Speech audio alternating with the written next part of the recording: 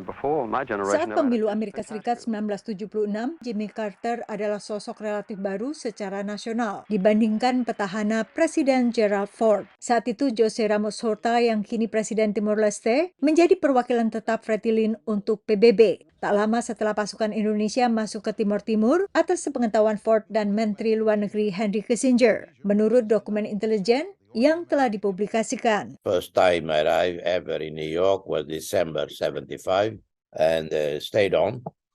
And I followed the election campaign between incumbent President Gerald Ford and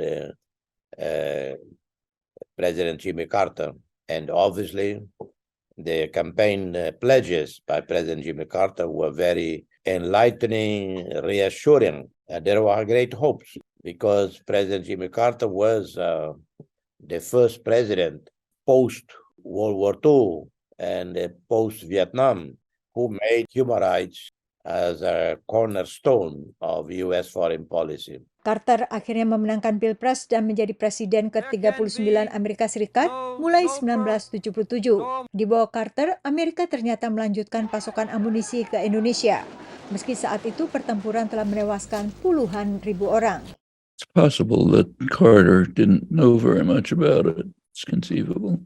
Because it was pretty much suppressed. There was very little discussion. Pengakuan serupa diberikan Presiden Carter dalam acara diskusi Demokrasi Now tahun 2007. There's so many different things that the president has to do that are pressing in crisis that you can't really expect any president, including me or my predecessors or successors, to know the details of things like East Timor. I wish I had, but I didn't. And most U.S. officials in the Carter administration did not think East Timor important at all. They thought Indonesia was important, and they saw East Timor as a distraction, and they wanted to really just make it go away so that they could focus on trying to strengthen their relationship with Indonesia in the aftermath of the end of the Vietnam War. Jimmy Carter akhirnya hanya menjadi presiden selama satu masa jabatan, dan masa kepemimpinannya dirundung sejumlah persoalan dalam dan di luar negeri, mulai krisis energi dan antrian panjang di pom bensin, hingga penyanderaan warga Amerika di Iran. Pada pemilu 1980, ia dikalahkan Ronald Reagan.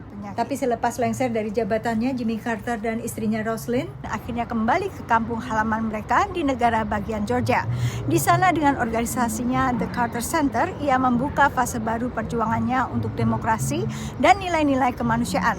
Carter sendiri akhirnya mengunjungi sedikitnya 80 negara untuk memantau pemilu, mediasi konflik, dan penanggulangan penyakit. Referendum Timor Timur tahun 1999 juga menjadi salah satu pemilihan yang dimonitor Carter Center. Atas berbagai kegiatan kemanusiaan ini, Jimmy Carter memperoleh hadiah Nobel Perdamaian. Even while he was in White House, putting human rights on the agenda of U.S. foreign policy, and what he did in after leaving office on social, humanitarian issues, on promoting human rights democracy around the world, far outweighed any aspect of his time as president, aspect that was negative in regard to Timor-Leste.